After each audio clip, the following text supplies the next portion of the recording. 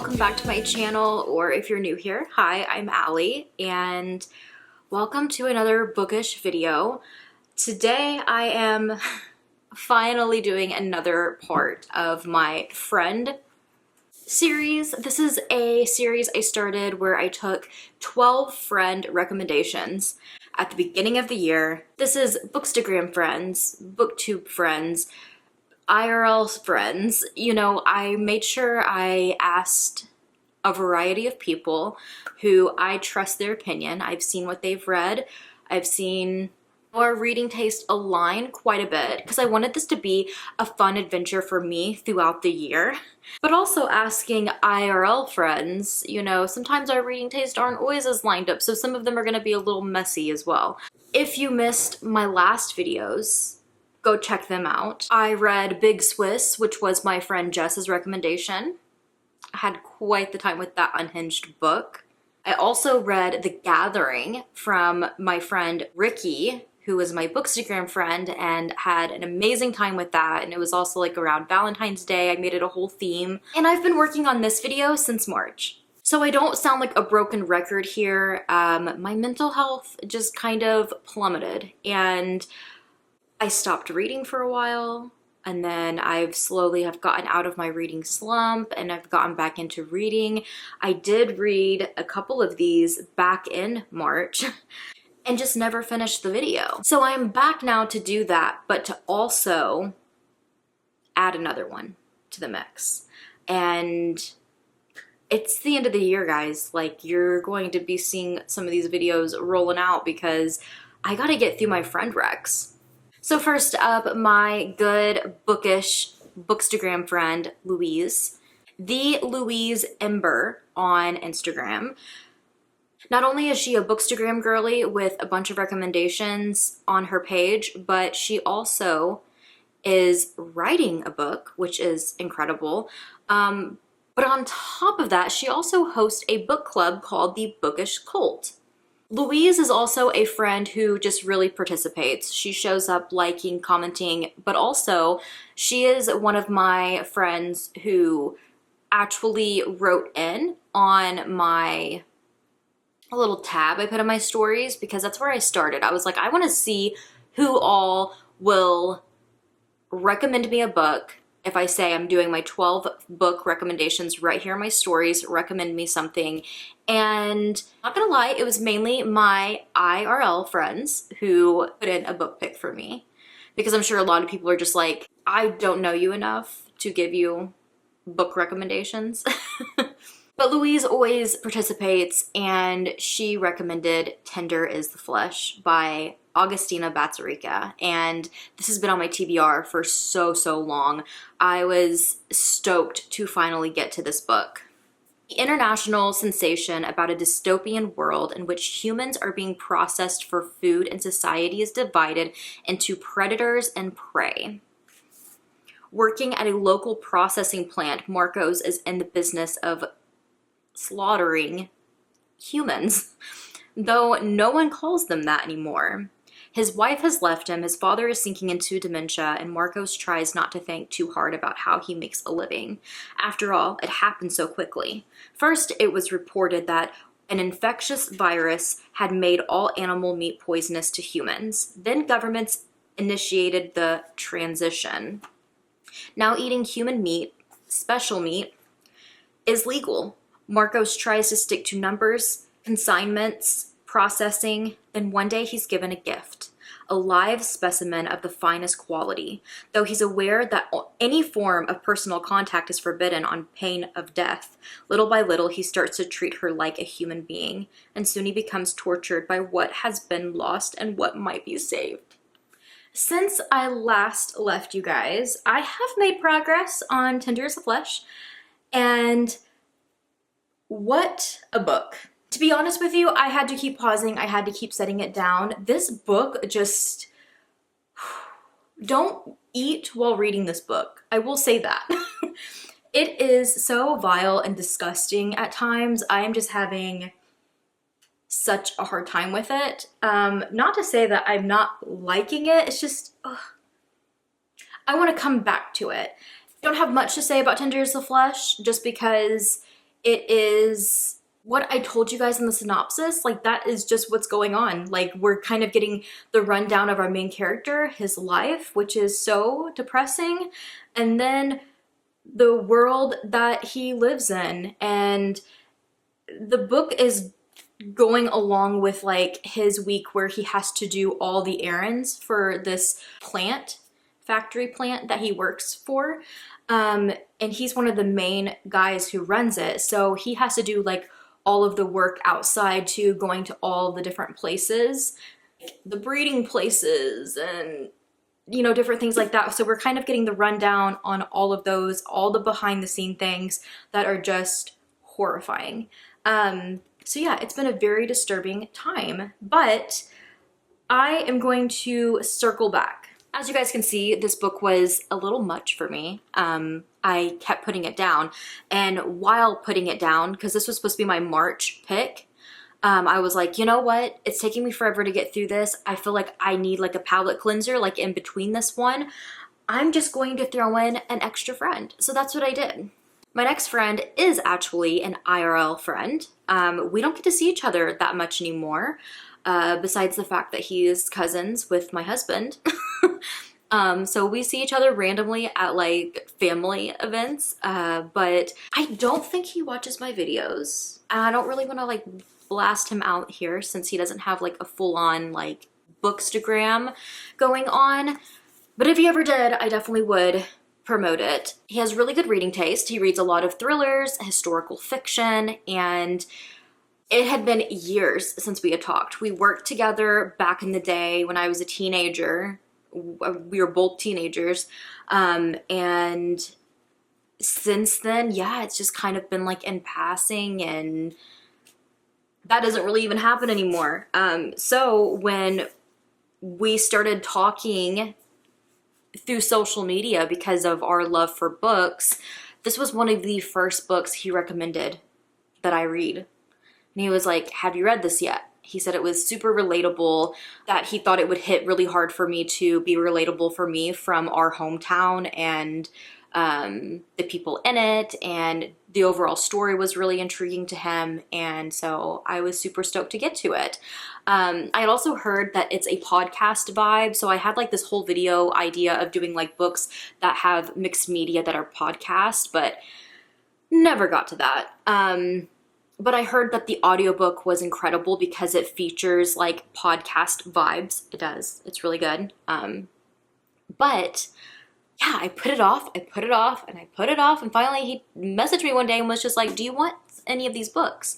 He ended up giving me a whole stack of books, and this was one of them. And I told him, I think I'm finally gonna get to this. I have to now that I own it. And when I did reach out to him to pick one of my recommended books, I said, do you want to recommend a different one, or do you want me to stick to this one? He said, yeah, I think you should read that one. So that is what I did. What if you thought you murdered your best friend? And if everyone else thought so too? And what if the truth doesn't matter? Lucy and Savvy were the golden girls of their small Texas town, pretty smart and inviolable. Lucy married a dream guy with a big ring and an even bigger new home.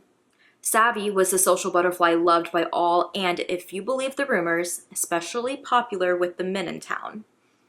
But after Lucy is found wandering the streets covered in her best friend Savvy's blood, everyone thinks she is a murderer.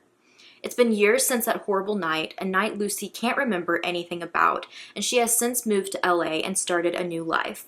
But now the phenomenally huge hit true crime podcast, Listen for the Lie, and its too good looking host, Ben Owens, have decided to investigate Savvy's murder for the show's second season. Lucy is forced to return to the place she vowed never to set foot in again to solve her friend's murder, even if she is the one who did it. The truth is out there if we just listen. I finished Listen for the Lie by Amy Tintera this morning, so I thought I would talk about it. I was correct. It is very fast-paced. And I think just what I needed, because I did jump back into Tender as a Flesh, and I haven't finished it yet, but I do plan on finishing it tonight or tomorrow morning so that I can give you guys my review and everything for it. But I have just not felt like putting myself together this week, like fully. So I'm hoping to do that tomorrow so I can do a little intro and outro for you guys and talk about it then.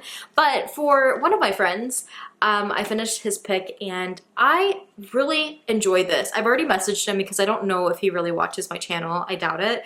Once again, he's just like, yeah, I just loved how relatable the characters were to me. And I can't really say they're relatable to me as much because I didn't really care for any of the characters in this. I felt for our main character, Lucy, because she lost her friend, Savvy, and everything that she went through, but on top of that, getting hit over the head and having amnesia and not knowing what actually went on that night and everybody just trying to piece together what they think went on that night. It just leaves you for a wild goose chase that Ben has to try to solve with his podcast of figuring out who was there that night, who was a part of it, who's hiding what. I will say, suspected certain things about this. I'm not going to give spoilers here, so don't worry. But I suspected certain things that happened.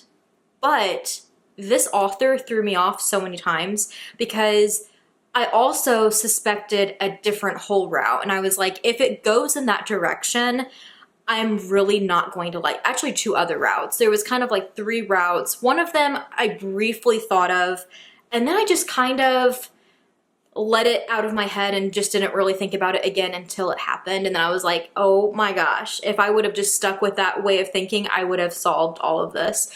But it could have went 2 other routes that I just was like, it's been done before. I don't really want to see it again.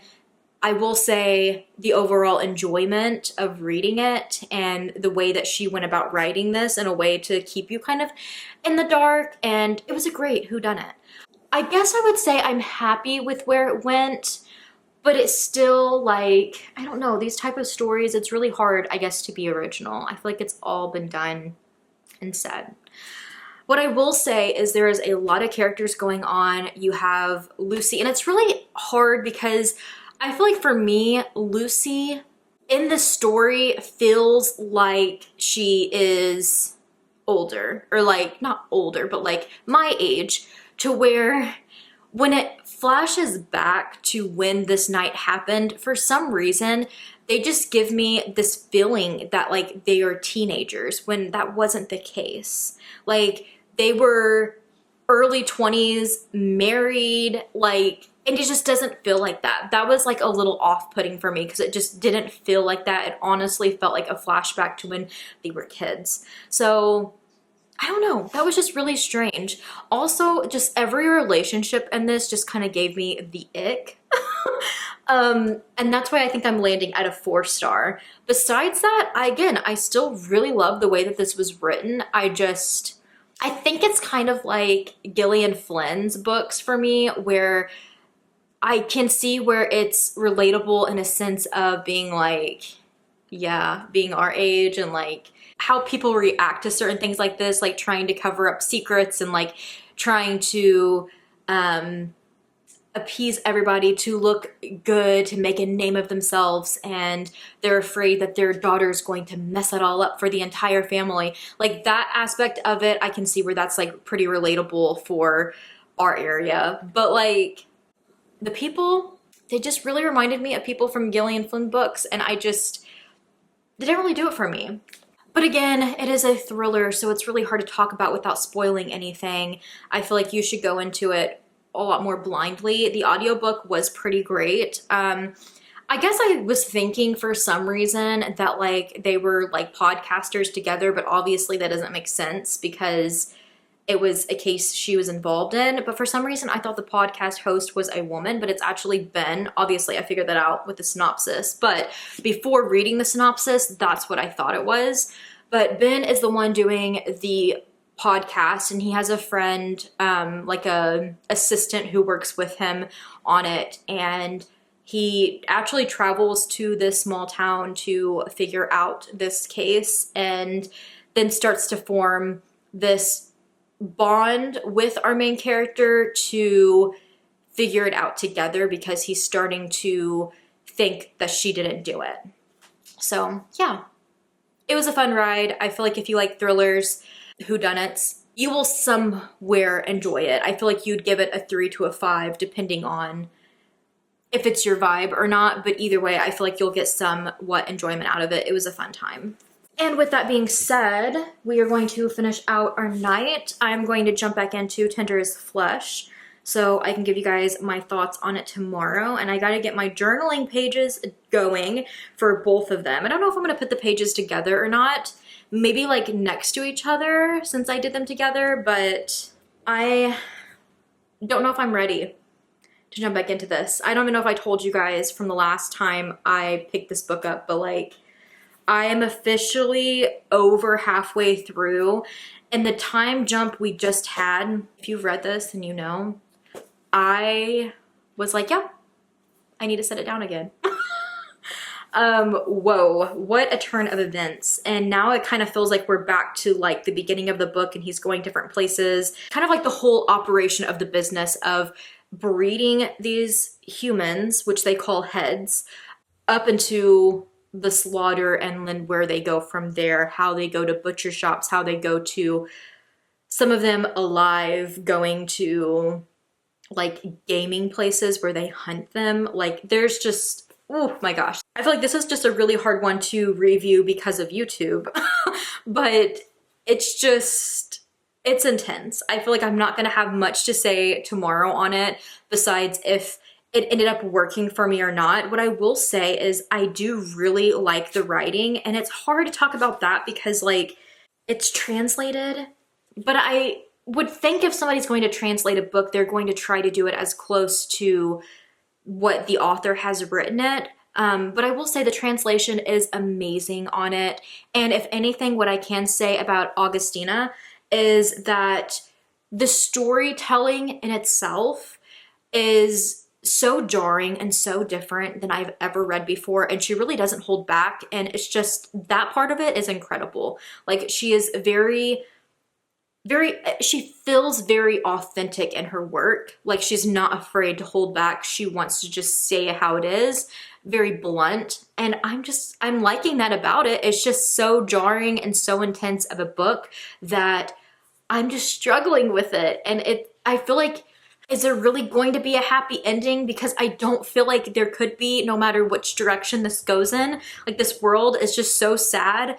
And I'm already just questioning like, I already feel like I need to give it 5 stars because of the bluntness and because of just how crass and like unique the story is. But at the same time, I'm like, does that make me a bad person? No offense to Louise, but man, this is intense. It just makes you kind of feel icky. And I am back. I cannot wrap my head around this book. It literally tore me up. Like, I don't know how else to put it. It is such a harsh and just intense book to read. I feel like I've said everything I've needed to so many times. I feel like there's not much more to say, but now that I have read the synopsis and I see that it does mention the gift he gets, the specimen of the finest quality, that this turning into a love story was not expected. It was kind of like this beautiful sentiment throughout this really hard book to navigate. But when I tell you, it just tore me apart. Going just unexpected, I would just say, because I feel like that really makes the emotions more raw. And I don't know, this one's so hard to talk about. I do think I'm landing at 5 stars. I really, really like this book. I feel like it triggered certain things within me, made me realize what actual horror is. Like, this is real life horror. It is so scary that like potentially down the line, I could see something like this or like the Hunger Games happening. Like, it's just so scary that it's horror. And yeah, it just sparks so many emotions in me, and that is really hard to do these days. It's really hard to actually get under my skin and horrify me like this did. And again, yeah, there's sick and like just twisted moments of explaining what these plants do with these special meat, but it goes so much deeper than that. It's literally just the horror of the reality that this is their life. This is being normalized. And the scary part of it, just thinking like there's so many people like that would be on board with this, even in our world, in our life. Like it's just, but with that being said, go into it with a strong stomach. It's cannibalism. So, I mean, it's gonna be gross to kind of get through, but whew, what an experience. And since I'm back after all of that time, I have taken the opportunity to read another friend rec this month. So I thought I would include it in this video. I am now going to be shouting out my Bookstagram and Booktube bestie, Scottie. I will have her social medias linked down below, her YouTube and her Instagram. She has tagged me in tags that I have completed. I did the, like, I think it's like the most intimidating TBR challenge tag. She's done other ones and I unfortunately did not get to them, but I definitely watched hers and absolutely loved them. She has such a bubbly, fun personality. It's really fun to watch her review a book, especially ones that she's really passionate about. And I know that she is going down her Stephen King journey this year, and that's been fun to see. And I always look forward to seeing her thoughts on some of my favorites from him. She recently did one over his Richard Bachman, The Long Walk, because of the new movie. So definitely go check that out. She was somebody who was super ecstatic to send me a book rec, and she actually sent me quite a few and then asked which ones I had read. So her book recommendations were The Long Walk by Stephen King, which I have read. It is really good, so I can vouch for that. Ring Shout by P. Djeli Clark, which is also a phenomenal book. Mother Thing by Ainsley Hogarth, and I have read that. I really enjoyed that one too. It's very unhinged. And then there is 3 on the list that I could have chose from. I almost went with The Reformatory by Tananarive Due because I love Tananarive Due, and that is one that's been on my TBR for a while. I think I have other plans for that book, as well as Model Home by Rivers Solomon. I have plans for that one as well. So it left me with Any Man by Amber Tamblyn, which she actually put in quotation marks, probably my favorite horror ever. She then went on to say, very excited to hear your thoughts, and oh boy, best be excited because I ate this book up. I unfortunately do not have a physical book for this. I was able to last minute get the audiobook through my Hoopla, through my library, which is awesome. Support your local library. So I'm going to pull up the synopsis on Goodreads. This is a debut novel by Amber Tamblyn. It brings to startling life a specter of S.A. in the shadowy form of Maud, a serial female. Ooh, how do I say this on YouTube? You know when the TikTok girlies are talking about this and they say instead of the actual word grape, or they put grape like on their text? So Maud is a serial female grapist. If it wasn't already apparent, check your trigger warnings. I think I would honestly say check your trigger warnings for each of these books. I feel like Listen for the Lie was just more of like a fast-paced thriller. It's been since March and thrillers don't stick with me as much as other books, but out of these, I definitely felt more triggered by Tender as the Flesh and Any Man, so definitely check your triggers on that. And if this type of subject is too hard for you to continue watching, I completely understand as well. She preys on men. It says that Amber Tamblyn blends genres of poetry, prose, and elements of suspense to give shape to the shocking narratives of victims of SA, mapping the destructive ways in which our society perpetuates grape culture. This is a very violent book. I will say, like, opening scene, it's violent, and there is moments throughout the book that are very violent. I will say, as far as like the rest of the book goes, they are pretty brief, but the flashbacks, the PTSD, and everything else that these characters go through, they are very apparent throughout. This online mod hunts for men at bars, online, at home. The place doesn't matter, neither does the man. Her victims then must live the aftermath of their assault in the form of doubt from the police, feelings of shame, alienation from their friends and family, and the haunting of a horrible woman who becomes the phantom on which society projects its greatest fears, fascinations, and even misogyny. This is a mixed media book. The audiobook was a fantastic read because of the mixed media elements.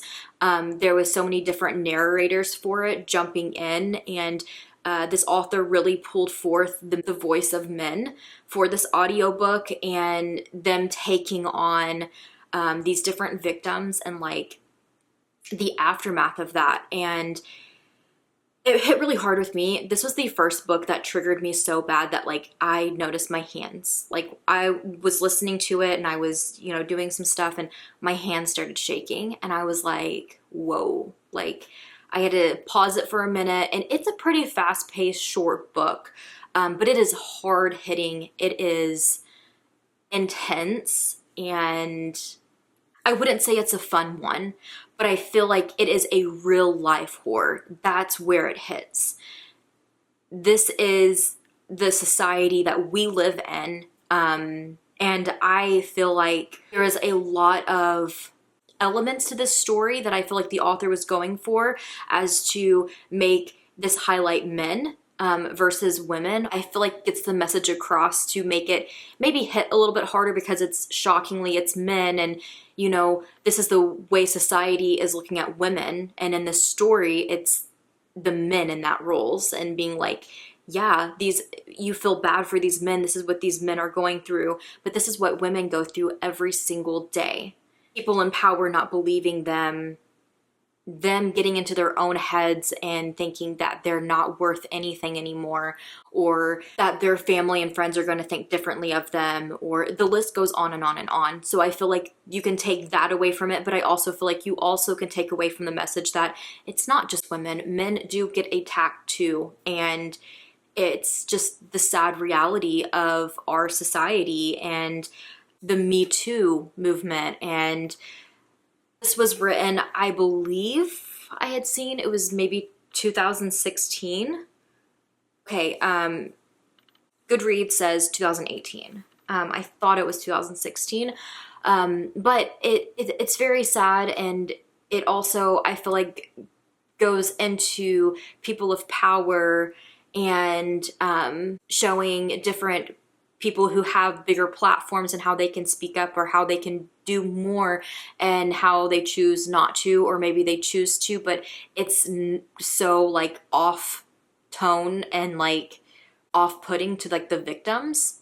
The mixed media concept, you also have radio shows and podcasts, and it's so jarring at times because they will be talking about this new news story and will lose their train of thought or will jump to a different subject and just be laughing right afterwards. And it's just so like, it's jarring, and it's just so, it makes you so emotional and so enraged, and just like, again, just the sad reality that this is the world we're living in. Like, this book is so real and so not fiction. It's definitely one to pick up. If your triggers, your mental health is at an okay place, I feel like it is a good one to navigate and to promote and put out there to make people more aware. There's probably some people who need to pick this up to self-educate and to be more aware of what is okay to say and what is not okay to say. I feel like it also is very apparent that although this is going to be hard for victims and survivors of SA and attacks like this, though my story is completely different, I am a survivor, and I felt like there was also a healing element to this as well, or if anything, of being seen, being heard. Like, this author knows what I feel like, and or what I have felt like, and I just felt like that was also kind of a healing thing for me with this book being out there. But again, go into it knowing that like it's a hard one, and if you're not ready for it, don't jump into it until you are. I'm landing at 5 stars with it. I think it was a really great book. The last thing I wanted to really say about it, because I feel like I've said a lot about it already with really not wanting to spoil it, but just feeling like these things needed to be said and what I got out of it with, you know, my review and stuff. But although the concept of the audiobook is really, really cool because of the mixed media, I will say there is moments where they're doing like this talk radio like show and they're having callers call in, and it's to give the illusion that you are listening to this talk radio show, and I love that. I love that so much. It's the vibe, great. But they have muffled the voices so bad that sometimes it was really hard to concentrate on what they were saying. I had to turn down my regular speed to be able to pick it up a little bit more, and even then it was just kind of muffled and really hard to like pick up, especially like even wearing headphones and like trying to listen with other noises going on in the background. Forget about it. So I don't know what that experience would be like if you're listening in a car or not with headphones. I almost feel like it would be worse. But anyways, that is my thoughts on it. It was definitely a hard one, but with that, you guys, I had so much fun jumping back into my friend Rex. Thank you to Cody, Louise, and Scottie for your recs. I enjoyed them all.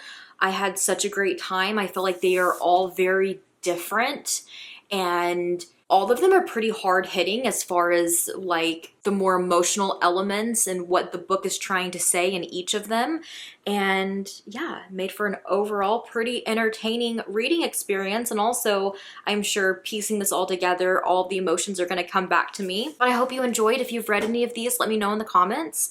And I will be back very soon to read some more of my friend Rex, because this has inspired me to jump back into it before the end of the year. But it helps because now I'm motivated because these were such good picks. Thank you guys so much for watching. I really appreciate it, and I will see you in my next video.